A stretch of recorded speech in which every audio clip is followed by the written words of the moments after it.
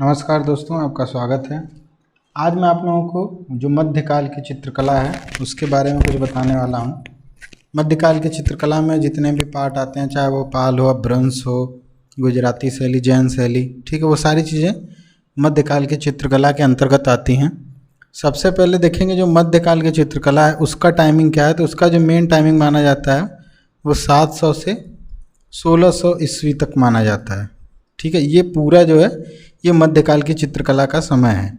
इसके जो बीच में कुछ समय पाल शैली का है, कुछ अपभ्रंश शैली का है, लेकिन पूरा अगर मध्यकाल की चित्रकला का समय देखेंगे तो वो 700 से 1600 AD, ये आप याद रखिएगा। ठीक है, कि 7वीं शताब्दी से 16वीं शताब्दी तक, ऐसे भी याद रख सकते हैं, 7 to 16 AD, इसे बोलते हैं मध्यकाल की चित्रकला। ठीक है, जो मध्यकाल की चित्रकला है ये 7वीं से 16वीं है। इसके बारे में थोड़ा देखेंगे कि मध्यकाल में जो 10वीं शताब्दी है, ठीक है, 10th AD, इसके पहले जितनी भी चित्रकला हुई थी, यानी 10वीं शताब्दी के पहले की, उसमें हमें सबसे ज़्यादा अधिकांशतः जो चीज़ें मिलती हैं वो बौद्ध से रिलेटेड मिलती हैं। ठीक है, कि मध्यकाल की चित्रकला जो है 10वीं शताब्दी ईस्वी के पहले जो भारतीय चित्रकला की परंपरा थी, प्राचीन परंपरा, वो बौद्ध कला में मिलती है। ठीक है, जितने भी अगर भित्ति चित्र भी मिलेंगे तो वो भी अधिकांशतः क्या है, बौद्ध कला से, चाहे वो अजंता हो, ठीक है, तो वो भी बौद्ध। ठीक, यहाँ तक। अब इसके बाद अगर देखेंगे कि यहाँ पे जो मध्यकाल का मैंने टाइम बताया 7वीं से 16वीं, तो यहाँ पर जो इसमें जो जैन शैली या पाल शैली या अपभ्रंश शैली जो पनपी,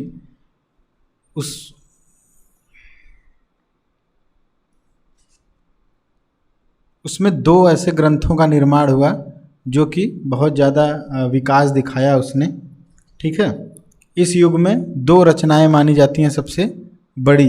ठीक है, पहली रचना अगर हम देखेंगे कि पहली कौन सी है, अभी हम मध्यकाल की बात कर रहे हैं। ठीक है, तो मध्यकाल में 2 ऐसी रचनाएं आपको देखने को मिलेंगी जो कि चित्रकला की दृष्टि से उनके विधि विधान, जो चित्रकला के विधि विधान है, वो सारी चीज़ें उस पर प्रकाश डाला गया है उन 2 ग्रंथों में। तो पहला जो ग्रंथ है वो बहुत फेमस है, एग्ज़ाम में भी आया हुआ है, उसका नाम है सम्रांगण सूत्रधार। ठीक है, सबने सुना होगा, नाम आया भी है एग्ज़ाम में। तो सम्रांगण सूत्रधार जो ग्रंथ है चित्रकला से संबंधित है। उसमें इसका अगर टाइमिंग देखेंगे तो टाइमिंग जो है 1005 से लेकर 1054, यानी 11वीं शताब्दी। ठीक है, 11वीं शताब्दी माना जाता है सम्रांगण सूत्रधार को। इसके जो राइटर हैं वो हैं राजा भोज। ठीक, तो पहला ग्रंथ ये है जो मध्यकाल में, मैंने बताया कि 2 ग्रंथ ऐसे हैं मध्यकाल में जो कि बताते हैं चित्रकला के बारे में। तो पहला सम्रांगण सूत्रधार है जिसके राइटिंग है राजा भोज, टाइमिंग है 11वीं शताब्दी। ठीक है, दूसरा अगर ग्रंथ देखेंगे तो दूसरा ग्रंथ है वो है मानसो उल्लास। ठीक है, ये भी पूछा गया है एग्ज़ाम में। तो दूसरा है मानसो उल्लास। जो मानसो उल्लास का टाइमिंग है वो है 12वीं शताब्दी। ठीक, अब इसके जो राइटर हैं मानसो उल्लास के वो हैं सोमेश्वर। ठीक है, ये 2 ग्रंथों को आप जरूर याद रखिएगा। पहला तो राजा भोज का सम्रांगण सूत्रधार और दूसरा जो है मानसो उल्लास जो कि सोमेश्वर का है। ये 2 ग्रंथ जो हैं, अगर ये 2 ग्रंथ आप पढ़ लेते हैं तो आपको पता चलेगा कि जो मध्यकाल है, मध्यकाल में चित्रकला की क्या डेवलपमेंट थी, क्या समृद्धि थी मध्यकाल में। ठीक है, तो ये 2 ग्रंथ हैं, मानसो उल्लास और एक है सम्रांगण सूत्रधार। ये दोनों ग्रंथ मध्यकाल की चित्रकला की समृद्धि का पता करने के लिए या उसको समझने के लिए बहुत अच्छे 2 ग्रंथ हैं। ठीक है, इसके बाद भी बहुत सारे ग्रंथों की रचना हुई जो आप देख सकते हैं। एक ग्रंथ है कथा सरित सागर। ठीक है, उसमें भी मध्यकाल के बारे में बताया गया है। तो आप बेसिकली आप 2 याद रखिए कम से कम, सम्रांगण सूत्रधार, मानसो उल्लास, ये भी याद रख सकते हैं, कथा सरित सागर। ठीक है, अब ये मध्यकाल का टाइमिंग मैंने बता दिया कि जो मध्यकाल का टाइमिंग है 7वीं से 16वीं शताब्दी। मध्यकाल के पहले जो होता था, यानी ऐसे समझें 10वीं शताब्दी के पहले जितनी भी चीज़ें मिली हैं कला से संबंधित, अधिकांशतः वो बौद्ध से रिलेटेड है। चाहे भित्ति चित्र भी देख लीजिए आप कहीं के भी, तो वो बहुत जो बौद्ध से रिलेटेड हैं। इसके बाद मध्यकाल की चित्रकला को समझने के लिए यहाँ पे 2 ग्रंथ बहुत इंपॉर्टेंट है। पहला सम्रांगण सूत्रधार, समय है 11वीं शताब्दी, राजा भोज द्वारा लिखा गया है। दूसरा जो है मानसो उल्लास सोमेश्वर द्वारा लिखा गया है 12वीं शताब्दी में। अब बात करेंगे जो मध्यकाल है। मध्यकाल में जो इस पीरियड की 4 प्रमुख शैलियाँ रही हैं, ठीक है, जिनको हमको पढ़ना है। तो इन 4 जो शैलियाँ हैं, उन 4 शैलियों में हम देखेंगे, पहला जो है पाल शैली है, दूसरा जैन शैली, तीसरा अभ्रंश शैली और चौथा गुजरात शैली, ठीक है। अब ये जितने भी, सब किसी को लग रहा होगा, सब लोगों को, कि ये पाल जो है और जैन अभ्रंश तो एक ही है, अभ्रंश गुजरात तो एक ही शैली है, ठीक है। ऐसा नहीं है, सब में अंतर है, ठीक है। इन चारों शैलियों में इतनी ज़्यादा समानता है, ठीक है, चारों ही एक जैसे हैं बिल्कुल, कि इनको अलग करना पॉसिबल नहीं है, ठीक है। फिर भी किया गया है, उनमें जो अंतर ढूंढा गया है, ठीक है। इसको अलग करने के लिए जितने भी विद्वान वगैरह थे, उनमें बहुत सारा विवाद है। फिर भी मध्यकाल की प्रमुख शैलियों में हमको पाल शैली, जैन शैली, अभ्रंश शैली और गुजराती शैली, ठीक है, ये आप मान के चलिए कि 4 प्रमुख शैलियाँ हैं, ठीक है। चारों हमको पढ़ना है। आज मैं आप लोगों को पाल शैली बताऊँगा, ठीक है। तो इतना याद रखेंगे कि मध्यकाल की प्रमुख शैलियों में 4 शैलियाँ हैं, इनमें बहुत समानता है, ठीक है। तो इनको अंतर करने के लिए जितने लोगों ने भी काम किया है, उसमें बहुत सारा विवाद है, फिर भी हम इनको पढ़ेंगे, ठीक है। तो हमको आज पढ़ना है पाल शैली, ठीक है। पाल शैली के बारे में जितनी भी चीज़ें हैं वो सारी मैं कोशिश करूँगा कि आज बताऊँ आप लोगों को। पाल शैली से कितने क्वेश्चन आ सकते हैं वो भी मैं बताऊँगा, ठीक है। पाल शैली का मैंने एक प्रैक्टिस सेट भी सॉल्व कराया हुआ है, ठीक। तो अब शुरू करेंगे पाल शैली। तो अब मध्यकाल का टाइमिंग याद कर लिया आपने। अब नेक्स्ट जो याद करना है वो पाल शैली। तो पाल शैली का जो टाइमिंग है वो माना जाता है 730 to 1197, ठीक है। यानी इसको ऐसे समझ लेंगे 8वीं से 12वीं शताब्दी, ठीक है। 8 से 12वीं शताब्दी, यानी 730 से 1197 AD या 8वीं से 12वीं शताब्दी, ठीक है। अब यहाँ पे ये जो मध्यकाल है, इसमें देखेंगे कि सबसे पहले ये आप टाइमिंग जरूर याद रखेंगे, जो पाल शैली का समय है, ठीक है, इम्पॉर्टेंट है काफ़ी समय पाल शैली का, ठीक है। 730 से 1197 AD या फिर 8 से 12वीं शताब्दी, ठीक है। नेक्स्ट देखेंगे, अब पाल शैली में स्टार्टिंग देखेंगे तो एक जगह था, एक जगह का नाम था, ये मान लेंगे प्लेस है, ठीक है। तो इस प्लेस का नाम था स्थानेश्वर, ठीक है, स्थानेश्वर। और दूसरा एक प्लेस था जिसका नाम है गौड़, ठीक। तो ये पहला प्लेस हो गया, ये दूसरा, ठीक है। थोड़ा सा पाल शैली का बैकग्राउंड देखेंगे तो 2 जगह थे, एक था स्थानेश्वर, एक था गौड़। अब स्थानेश्वर के जो राजा थे उनका नाम था हर्ष, ठीक है। और जो गौड़ के राजा थे इनका नाम था शशांक, ठीक। 2 प्लेस थे, स्थानेश्वर और गौड़। स्थानेश्वर के राजा थे हर्ष, गौड़ के राजा थे शशांक, ठीक है। जहाँ पर ये पाल शैली पनपी, जैसे जो बंगाल बिहार का जो क्षेत्र है, ठीक है, वहीं पर पाल शैली के पनपने के पहले उस क्षेत्र पर 2 स्थान होते थे, एक स्थानेश्वर और एक गौड़। स्थानेश्वर के राजा थे हर्ष, गौड़ के राजा थे शशांक। अब इन लोगों का जब शासन खत्म हो गया तो कम से कम 100 साल तक, ठीक है, 100 ईयर्स, 100 साल तक जो शासन व्यवस्था थी वो अच्छी नहीं थी, ठीक है। जब ये स्थानेश्वर में हर्ष थे या गौड़ में शशांक, इनके शासन के 100 वर्ष बाद, ठीक है, शासन व्यवस्था जो थी अच्छी नहीं थी। इसके बाद जो मध्य बंगाल था, ठीक है, वहाँ पर इन लोगों का शासन था। तो मध्य बंगाल में जब इन लोगों का शासन समाप्त हुआ, उसके बाद 100 वर्षों तक शासन व्यवस्था अच्छी नहीं थी। तो वहाँ पर जो थी, जो जनता थी मध्य बंगाल की, जनता ने विद्रोह कर दिया, ठीक है। जनता ने, याद रखेंगे, जनता ने विद्रोह किया। विद्रोह के बाद उन्होंने खुद से अपना एक नेता चुना, ठीक है। उनको एक व्यक्ति को चुना, एक व्यक्ति को चुन के उसको राजा घोषित कर दिया, ठीक। ये याद रखेंगे। ये थोड़ा सा समझ लेंगे बैकग्राउंड कि पाल शैली में जो मध्य बंगाल का एरिया था वहाँ पे हर्ष और शशांक राजा थे।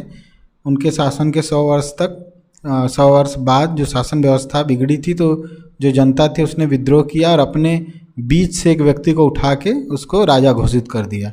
ठीक है, ये इन्हीं का नाम है गोपाल, जो कि पाल शैली के संस्थापक माने जाते हैं, पाल शैली के पहले राजा। ठीक है, और जो जनता में विद्रोह था इसके चुने जाने के बाद वो शांति में बदल गया। ठीक है, वहाँ पे शांति व्याप्त हो गई और एक राजा भी बन गया। ठीक, और इस राजा ने स्टार्टिंग कर दी पाल वंश की। ठीक, यहाँ तक अच्छे से समझ लीजिए। तो यानी कि ये जो गोपाल हैं हमारे पहले राजा हैं। ठीक है, पाल शैली के संस्थापक कौन है? पाल राजवंश के या पाल शैली के, तो वह हैं गोपाल। ठीक है, अब ये जो इनको याद रखेंगे, ये प्रथम शासक हैं, पूछ भी सकता है एग्ज़ाम में। ठीक है, कि स्थापना किसने की या प्रथम शासक कौन थे? तो प्रथम शासक जो थे वो गोपाल थे।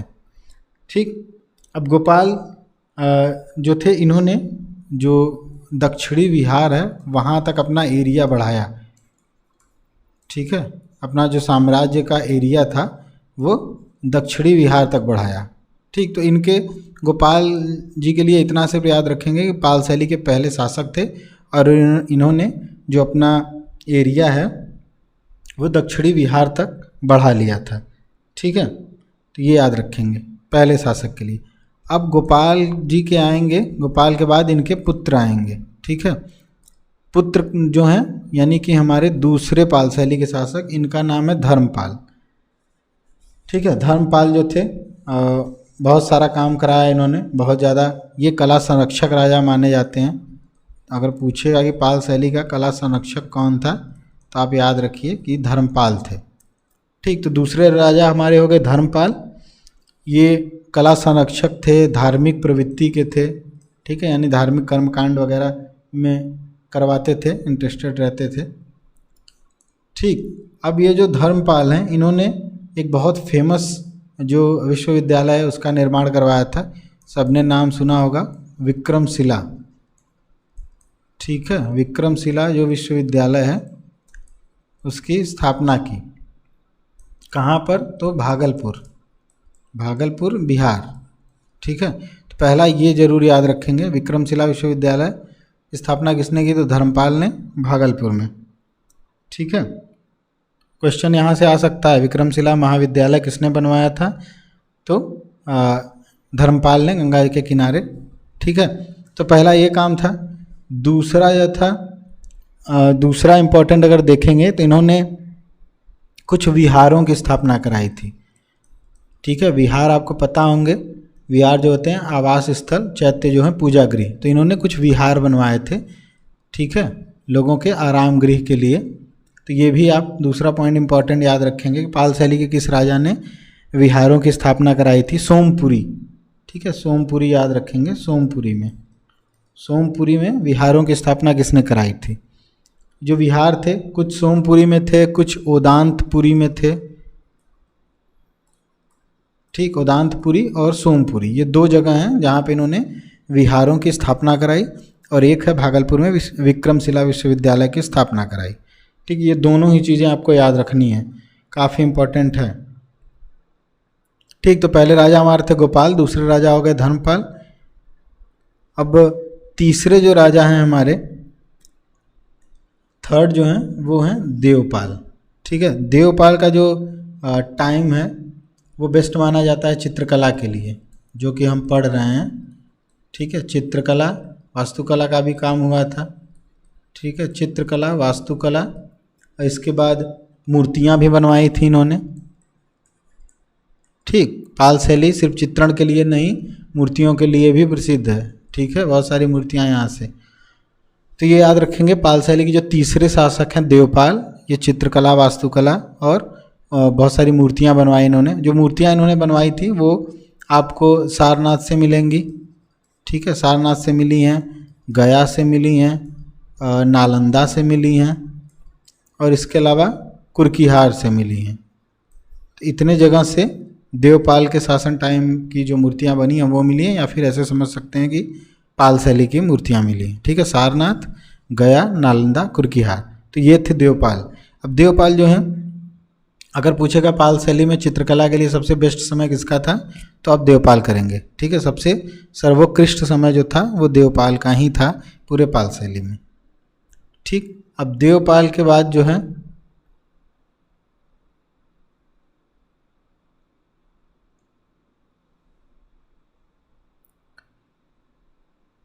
जो हमारे 4th नंबर इसके बाद जो आएंगे वो हैं महिपाल। ठीक है, एक और आते हैं इसके बीच में, लेकिन उनका बहुत ज़्यादा काम नहीं मिलता देखने को, जैसे कि उनका नाम है नारायण पाल। ठीक है, लेकिन उससे रिलेटेड ज़्यादा चीज़ें मिलती नहीं हैं, तो आप बस नाम चाहें तो याद रख सकते हैं। बाकी 4th नंबर पे हैं, या 5th पे मान लें महिपाल। ठीक है, अब जो महिपाल थे, महिपाल का जो टाइम था, इस समय पोथी चित्रण बहुत हुआ पाल शैली में। ठीक है, पोथी चित्रण, तो पोथी चित्रण में इसके बाद इन्होंने पोथी चित्रण के अलावा जो था महिपाल के समय में, इन्होंने बहुत सारे चैत्य बनवाए थे। ठीक है, चैत्य गुफाएं बनवाई, धर्मराजिका बनवाया। ठीक है, मूलगंध कुटी बनवाया। तो ये कुछ चीज़ें जो थी वो महिपाल के टाइम पे, चैत्य, धर्मराजिका, मूलगंध कुटी, ठीक है, ये सारे स्तूप बनवाए इन्होंने। इसके बाद जो है तो महिपाल का टाइमिंग जो है पोथी चित्रण का बेस्ट टाइमिंग है, और चैत्य, धर्मराजिका और मूलगंध कुटी का निर्माण करवाया इन्होंने, महिपाल ने। ठीक, इसके बाद आते हैं हमारे लास्ट के मानेंगे तो जयपाल और विग्रहपाल द्वितीय। ठीक है, ये जो लोग थे ये बौद्ध धर्म के अनुयायी थे। ठीक है, बौद्ध धर्म को मानने वाले लोग थे, तो इतना कम से कम याद रखेंगे कि बहुत ज़्यादा इन लोगों का मिलता नहीं है डिटेल। ठीक है, नाम आप याद रखेंगे, जयपाल, विग्रहपाल, ये बौद्ध धर्म के अनुयायी थे। ठीक, तो इतने राजा हैं, सारे राजाओं को मैंने बता दिया, आप चाहें एक बार और देख सकते हैं। ठीक है, जो पहले हमारे यहाँ गोपाल, दूसरे जो हैं धर्मपाल, तीसरे जो हैं देवपाल, इसके बाद चौथे महिपाल, या इसके पहले एक नारायण पाल भी आते हैं। ठीक, उसके बाद आएंगे जयपाल और विग्रहपाल। तो इतने राजा हैं पाल शैली में। ठीक है, अब इसके बाद जो है पाल शैली कहाँ कहाँ किन किन स्थानों पर पनपी वो थोड़ा देखना है। ठीक है, क्योंकि स्थान भी पूछता है कि पाल शैली के क्षेत्र क्या क्या हैं। ठीक है, तो पाल शैली के प्रमुख स्थान या मुख्य स्थान, तो पाल शैली के क्षेत्र में पहला अगर देखेंगे तो वो है पश्चिम बंगाल। ठीक है, क्षेत्र बहुत इम्पोर्टेंट है, पूछ सकता है कहाँ कहाँ पर पनपा था, या फिर 4 ऑप्शन देगा, पूछेगा कि इनमें से कहाँ पर नहीं था पाल शैली, यहाँ कहाँ पर था, किसी भी तरह से आ सकता है क्वेश्चन। ठीक है, पहला पश्चिम बंगाल, दूसरा जो है वो बिहार, और थर्ड जो है वो है नेपाल। ठीक है, पाल शैली के जो मुख्य स्थान है पश्चिम बंगाल, बिहार और नेपाल, ये 3 क्षेत्र आपको याद रखने हैं। ठीक है, इसमें अगर देखें बंगाल और बिहार जो है ये फर्स्ट और सेकंड जो है बंगाल बिहार, यहाँ पर जो था पाल शैली का इफेक्ट जो था 13वीं शताब्दी तक था। और नेपाल में अगर देखेंगे तो नेपाल में यह 300 और सालों तक रहा, यानी 16वीं शताब्दी तक। तो पाल शैली के प्रमुख क्षेत्र थे पश्चिम बंगाल, बिहार, नेपाल। पश्चिम बंगाल और बिहार में पाल शैली 13वीं शताब्दी तक था, और नेपाल में ये 16वीं शताब्दी तक। ठीक, ये आपको तथ्य याद रखने हैं, खास करके जो मुख्य स्थान है पाल शैली के उससे रिलेटेड। ठीक है, इसके बाद आएंगे पाल शैली के कलाकारों पर। पाल शैली के कलाकार कौन कौन से हैं, तो पाल शैली के जो सबसे प्रसिद्ध कलाकार हैं वो हैं धीमान। ठीक है, धीमान, और इनके पुत्र थे वित्तपाल। ठीक, ये पिता पुत्र जो थे, पिता पुत्र, इन ये 2 बहुत फेमस हैं, इनसे रिलेटेड क्वेश्चन भी आया, मैं बताऊंगा अभी। तो ये याद रखेंगे इनको ग्रुप में, धीमान वित्तपाल, यानी ये धीमान है, इनके पुत्र वित्तपाल। इसके बाद अलग जो और आर्टिस्ट थे उनका नाम था जय, विजय, एक और आर्टिस्ट थे उनका नाम था पराजय। ठीक, अब ये लोग जो थे पाल शैली के हैं तो पोथी चित्रण में निपुण होंगे, बट इनसे रिलेटेड एक क्वेश्चन आया था कि जो पाल शैली के कलाकार हैं वो पोथी चित्रण के अलावा या चित्रण के अलावा और किस चीज़ में निपुण थे, तो वो निपुण थे कांस्य ढलाई में। ठीक है, यानी कि जो ब्रॉन्ज कास्टिंग है उसमें कांस्य ढलाई में निपुण थे। ठीक है, ये याद रखिएगा आप। यानी कि मूर्तियाँ भी बनती थी, तभी तो ब्रॉन्ज कास्टिंग हो रहा है यहाँ पे। ठीक है, तो कांस्य ढलाई में निपुण थे ये लोग, दीवान और वित्तपाल। ठीक, यहाँ पर ये जरूर याद रखेंगे जो पाल शैली के कलाकार हैं, चित्रण के अलावा वो कांस्य ढलाई में भी निपुण थे, पारंगत थे। ठीक है, तो यहाँ से एक क्वेश्चन हो जाएगा। कलाकारों में आपको धीमान, वित्तपाल और जय विजय पराजय, ये आपको याद रखने हैं। ठीक है, इसके बाद हम नेक्स्ट पॉइंट पे आके देखेंगे। तो नेक्स्ट पॉइंट हमारा पाल शैली का नामकरण। अब ये जो पाल शैली नाम है ये कैसे पड़ा है, क्यों पड़ा है, ठीक है, तो वो सारे रीज़न देखेंगे हम कि पाल शैली को पाल शैली ही क्यों कहते हैं और कुछ क्यों नहीं कहते। ठीक, तो अभी ये जो मैंने बताया, जो पहले राजा थे गोपाल, इन्होंने जो राजवंश की स्थापना की थी वो था पाल राजवंश। ठीक है, अब ये जो कला पनपी थी, जो पाल राजवंश का क्षेत्र था, इन्हीं के यहाँ पर ये कला पनपी थी। ठीक है, इन्हीं का ये क्षेत्र था, तो पाल राजवंशों के अधीन ये क्षेत्र था। तो पाल राजवंशों के अधीन इस कला का जन्म हुआ, इसलिए इसको पाल शैली बोलते हैं। ठीक है, या पाल राजाओं के जो संरक्षण में इस कला का जन्म हुआ, इसलिए इसको पाल शैली नाम दिया गया। ठीक है, तो पहला, अगर आप याद रखिएगा कि पहला नाम क्या है, पाल शैली, जिस नाम से सबसे ज़्यादा विख्यात है। कोई अगर पूछे कि पाल शैली को पाल शैली क्यों कहते हैं, तो आप सिंपली बता सकते हैं कि पाल राजाओं के संरक्षण में पनपने के कारण इस शैली को पाल शैली कहा जाता है। ठीक है, तो फर्स्ट हमारा ये नाम हो गया। सेकंड पर आएंगे। सेकंड जो नाम है वो है पूर्वी शैली। ठीक है, ये नाम जो है कुछ लोगों ने दिए हुए हैं और कुछ लोग इसका विरोध भी करते हैं, बट हमको याद रखना है कि किसने दिए हैं। ठीक है, तो पूर्वी शैली जो है, पूर्वी शैली जो नाम दिया है वो दिया है तारानाथ ने। ठीक, तारानाथ के बारे में याद रखेंगे, कौन है ये, तो तिब्बती इतिहासकार हैं। ठीक है, तिब्बती इतिहासकार। ठीक है, पाल शैली को पूर्वी शैली नाम किसने दिया, तो लामा तारानाथ ने। लामा तारानाथ कौन थे, तो तिब्बती इतिहासकार थे। पहला तो ये हो गया। दूसरा ये है कि पाल शैली को पूर्वी शैली लामा तारानाथ जी ने क्यों कहा। ठीक है, तो उन्होंने इसलिए कहा कि अगर देखेंगे जो 7वीं शताब्दी है, 7 AD, 7वीं शताब्दी में पश्चिम में, ठीक है, अभी मैं पश्चिम बता रहा हूँ, पश्चिम में भारत के पश्चिम में जिस कला शैली का जन्म हुआ या जिस कला चित्र शैली का निर्माण हुआ, उससे भिन्न जो है पूर्वी में अलग चित्र शैली का जन्म हुआ। ठीक है, पूर्वी भारत जो था वहाँ पर एक नवीन चित्र शैली का उदय हुआ जो कि पूर्वी शैली कहलाई। ठीक, तो ऐसे सिंपल वे में ऐसे याद रख सकते हैं कि पूर्वी भारत में पनपने के कारण इस शैली को लामा तारानाथ जी ने पूर्वी शैली कहा। ठीक है, भारत के पूर्वी क्षेत्र में पनपने के कारण लामा तारानाथ ने इसको पूर्वी शैली कहा। ठीक है, बहुत लोगों ने इस नाम का विरोध भी किया, बट आपको यहाँ पे याद रखना है कि नाम किसने दिया, क्यों दिया। ठीक है, इनका जो मानना है, इनका जो तथ्य है वो हमको याद रखना है। ठीक है, क्योंकि इसी से नंबर हमको मिलेगा, ये चीज़ें याद रखनी है। ठीक, तो दूसरा जो नाम है वो है पूर्वी शैली। पहला नाम था पाल शैली का, पाल शैली नाम किसने क्यों रखा, दूसरा नाम है पूर्वी शैली। ठीक है, थर्ड नाम देखेंगे तो पाल शैली का, जो अभी तक मैंने देखा कि पाल शैली का पाल शैली नाम हो गया। ठीक है, दूसरा जो नाम था पूर्वी शैली हो गया। तीसरा जो नाम है इसको बोलते हैं बिहार शैली। ठीक है, बिहार शैली। अब ये नाम किसने दिया था, तो ये नाम जो था वो दिया था हेलन रूबिसो। ये क्वेश्चन आ सकता है।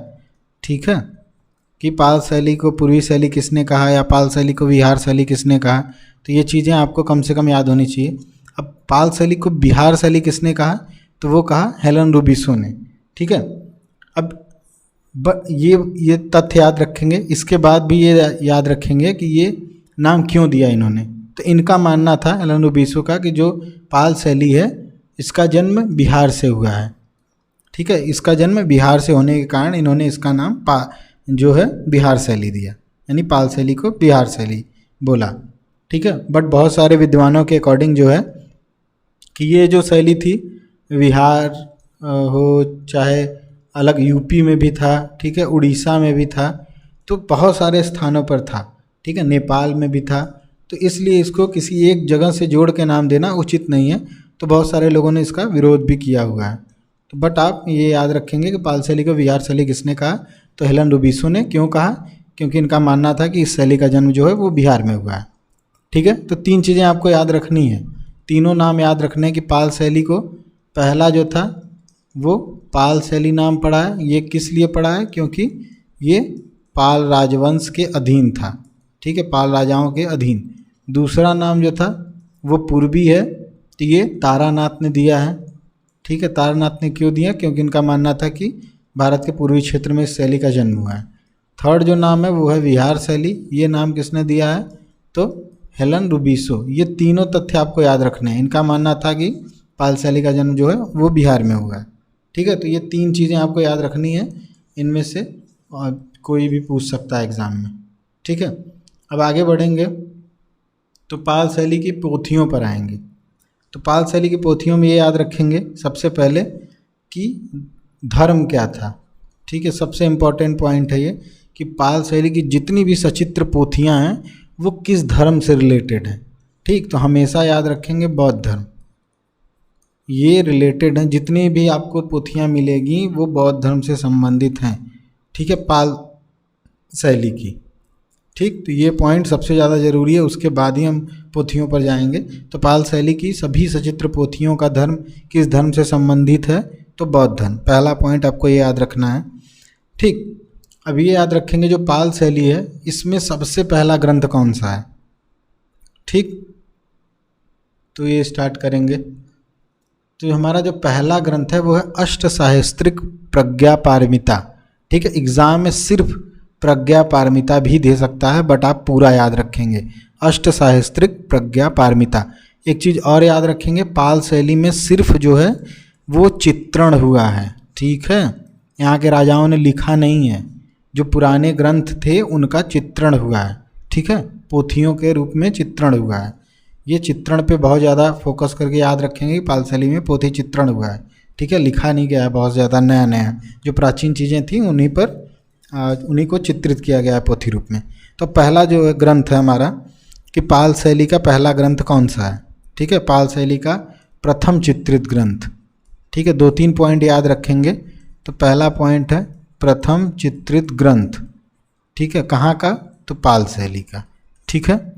इसके बाद दूसरा एक पॉइंट याद रखना है कि जो है प्रथम चित्रित या प्रथम ताड़पत्रित जो ग्रंथ है, ग्रंथ कहाँ का, तो भारत का, ठीक है। इससे पहले कोई ग्रंथ नहीं था ताड़पत्र पे चित्रित।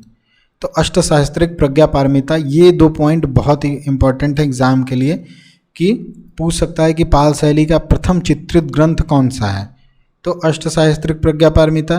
दूसरा क्वेश्चन आया भी हुआ है कि भारत का प्रथम ताड़पत्रित ग्रंथ कौन सा है, तो अष्टसाहस्त्रिक प्रज्ञा पारमिता। ये 2 पॉइंट आप जरूर याद रखेंगे, ठीक है। प्रथम वाली चीज़ें हमेशा एग्जाम में पूछता है। तो पाल शैली का पहला चित्रित ग्रंथ भी वही है और भारत का पहला ताड़पत्रित ग्रंथ भी वही है, ठीक है। तो एक नाम आपको याद रखने हैं प्रज्ञा पारमिता, ठीक है। अब जितने राजा मैंने बताया थे, अब ये जैसे ये ग्रंथ देखेंगे अष्टसाहस्त्रिक प्रज्ञा पारमिता, तो इसके राइटर कौन है, तो ये राइटर इसको लिखा गया था 3री शताब्दी में, 3rd AD में राइटर थे इसके नागार्जुन, ठीक है। एक चीज़ ये याद रखेंगे। बट अभी हम पाल शैली पढ़ रहे हैं। पाल शैली कहाँ से कहाँ तक टाइमिंग है, तो पाल शैली का जो टाइमिंग था वो 7 से 11 या 12, ठीक है। तो ये लिखा गया है 500 साल पहले। तो यहाँ क्या हुआ है, यहाँ हुआ है चित्रण, ठीक है। अब चित्रण कब हुआ है, तो चित्रण हुआ है 8वीं शताब्दी में। राजा कौन था, तो राजा था धर्मपाल। मैंने बताया था कि पाल शैली के जो संस्थापक थे उनका नाम था गोपाल, उनके पुत्र थे धर्मपाल। अब मैंने बताया कि जिन्होंने विक्रमशिला विश्वविद्यालय की स्थापना कराई थी और बहुत सारे विहारों की स्थापना की थी, वही हैं ये धर्मपाल, यानी दूसरे राजा पाल शैली के। इन्हीं ने 8वीं शताब्दी में इस ग्रंथ का चित्रण करवाया था, ठीक है। ये पहली बार है पाल शैली में, ब्रह्म शैली में बहुत बार इस ग्रंथ का चित्रित हुआ, लेकिन हमको याद क्या रखना है, फर्स्ट, हमेशा पूछा जाएगा फर्स्ट, ठीक है। तो इतने पॉइंट हैं हमारे पाल शैली का जो पहला ग्रंथ है अष्टसाहस्त्रिक प्रज्ञापारमिता, भारत का पहला ताड़पत्रित ग्रंथ है वो भी अष्टसाहस्त्रिक प्रज्ञापारमिता। ये 3री शताब्दी में लिखा गया था, नागार्जुन ने लिखा था। इसको 8वीं शताब्दी में पाल शैली में धर्मपाल के समय पर चित्रित किया गया। ठीक है, ये पॉइंट आपको याद रखने हैं पूरे। सबसे इम्पोर्टेंट हमेशा फर्स्ट ही पूछा जाता है एग्जाम में, कोई भी शैली हो, चाहे पाल, जैन, अपभ्रंश कुछ भी हो, फर्स्ट पूछता है। ठीक है, तो ये फर्स्ट हमारा सबसे इम्पोर्टेंट है। दूसरा देखेंगे, फर्स्ट के बाद कोई नंबरिंग नहीं है कि ये दूसरा तीसरा है, फिर भी यहाँ पे ऐसा देखेंगे। सेकंड जो हमारा ग्रंथ है वो है बौद्धचार्य वृत्ति। ठीक है, बौद्धचार्य वृत्ति जो ग्रंथ है पाल शैली का ग्रंथ है। अब ये संग्रहित कहाँ पर है, ये चीज़ें याद रखेंगे। ठीक है, नाम याद रखना है, संग्रहित कहाँ पर है, किस शैली का है। तो ये किस शैली का है, हम लोग क्या पढ़ रहे हैं, पाल शैली। ठीक है, तो पाल शैली का बौद्धचार्य वृत्ति ग्रंथ जो है पाल शैली का चित्रित ग्रंथ है, ये संग्रहित है बोस्टन संग्रहालय में। ठीक है, बोस्टन संग्रहालय, ये याद रखेंगे। इसके बाद जाएंगे थर्ड पे, हमारा थर्ड ग्रंथ है पंचरक्षा। ठीक है, हमेशा याद रखेंगे, सारा मैं पाल शैली का बता रहा हूँ आज। ठीक है, तो पंचरक्षा जो है ये जो ग्रंथ है ये कहाँ पर संग्रहित है, तो ये संग्रहित है कैम्ब्रिज में। ठीक है, कैम्ब्रिज विश्वविद्यालय में। ठीक, ये याद रखिए। नेक्स्ट पर आएंगे, फोर्थ पर। नेक्स्ट ग्रंथ है पंचशिखा। ये कहाँ पर संग्रहित है, तो ये भी संग्रहित है कैम्ब्रिज में। ठीक है, पंचरक्षा पंचशिखा ये कैम्ब्रिज यूनिवर्सिटी में संग्रहित है। ठीक है, नेक्स्ट आएंगे, तो नेक्स्ट जो हमारा है गंधव्यूह। जो गंधव्यूह है ये संग्रहित है रोरिक संग्रहालय में, जो कि कुल्लू में है। ठीक है, रोरिक संग्रहालय। ठीक, ये याद रखिए। ये हमारा ये है किस शैली का, तो पाल शैली का। नेक्स्ट आएंगे तो ये हमारा 6 है महामयूरी। ठीक है, महामयूरी कहाँ संग्रहित है, तो ये संग्रहित है भारत कला भवन में। ठीक है, भारत कला भवन कहाँ पर है, तो ये है वाराणसी में।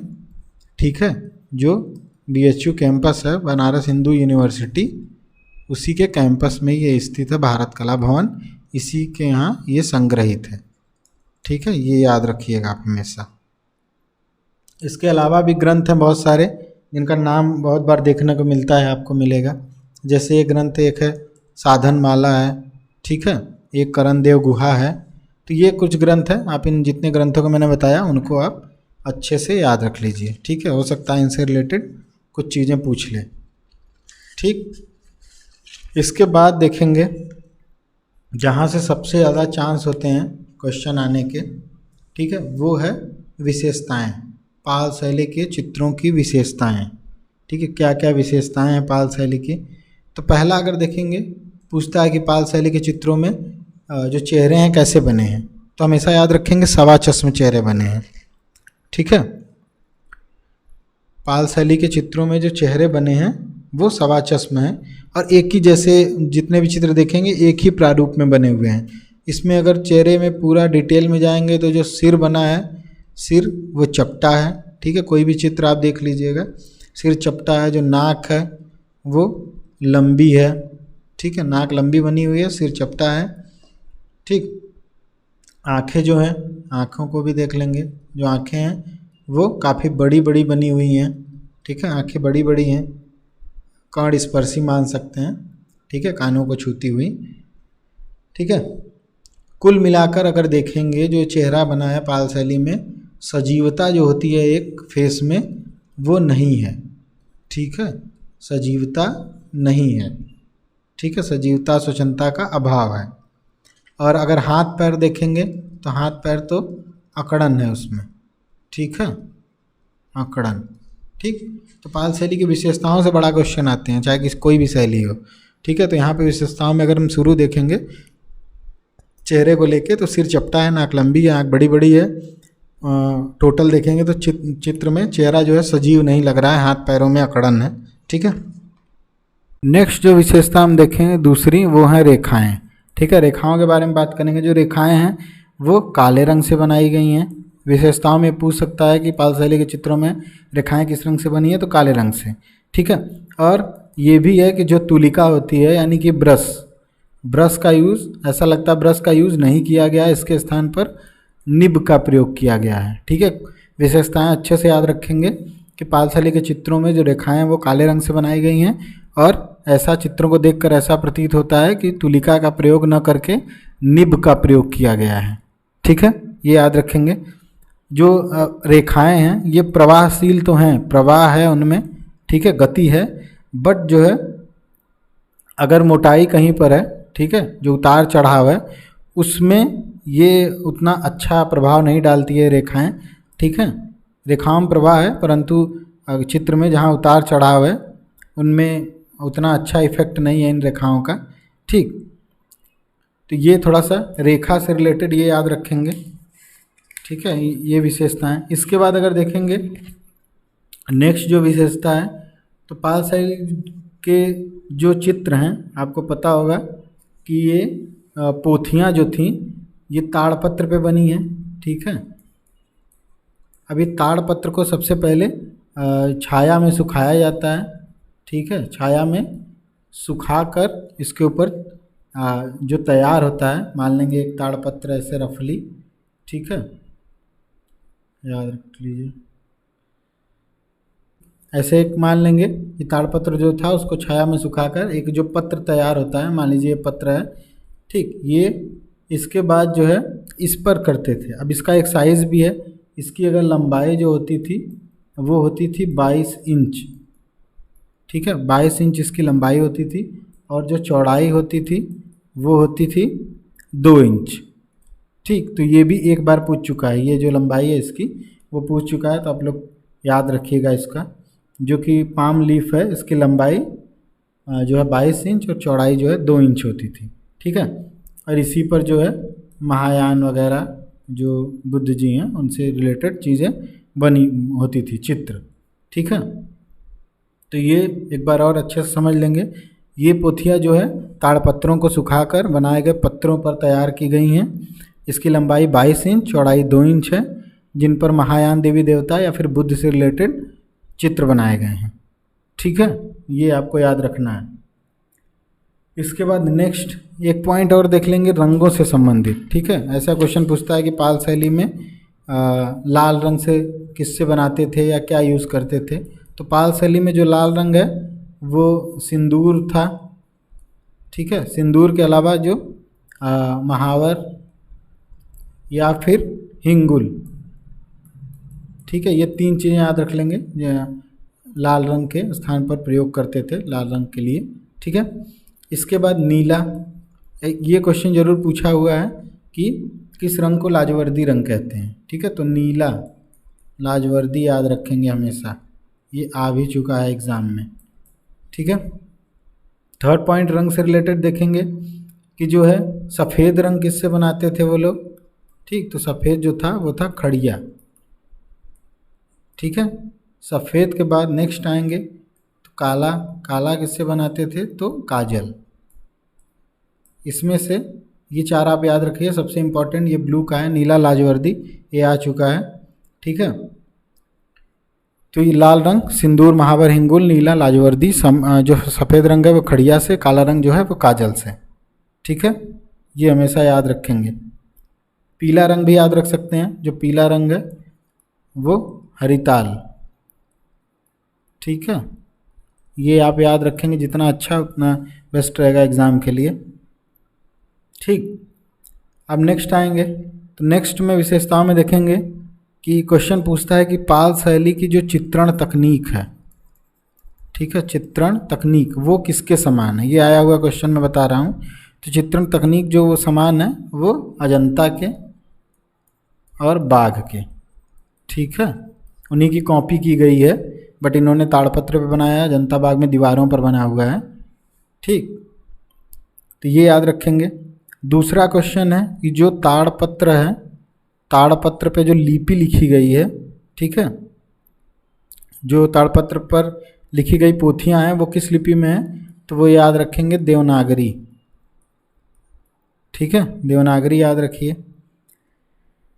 इसके बाद नेक्स्ट क्वेश्चन एक और आता है कि भारत में लघु चित्रण की शुरुआत किस शैली से मानी जाती है।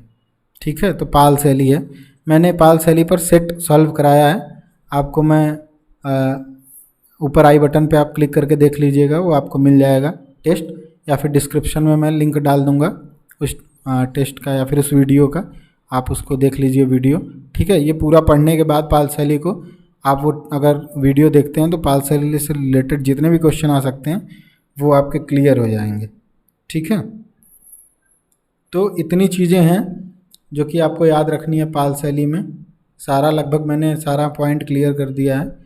ठीक है, आप अच्छे से उसको पूरा मध्यकाल से स्टार्ट करिए। आज मैंने पाल कराया है, इसके बाद अभी गुजराती जैन अपभ्रंश बाकी है, वो डे बाय डे मैं कराऊंगा। ठीक है, तो आज के लिए इतना ही करते हैं। सभी लोग तैयारी करते रहिए। ठीक है, DSSB भी आ सकता है। अभी तो लाइन में सिर्फ UP TGT और PGT है, बट ये तो ज़्यादा टफ नहीं है, इजी टफ में तो DSSB है। जो लोग उसकी तैयारी के लिए अभी स्टार्ट कर रहे हैं अभी से लग जाइए। ठीक है, सारा बहुत टफ एग्ज़ाम है वो, तो अगर उसको निकालना है तो अभी से मेहनत करिए। सारा जितनी भी चीज़ें मैं बता रहा हूँ काफ़ी यूज़फुल है आपके लिए।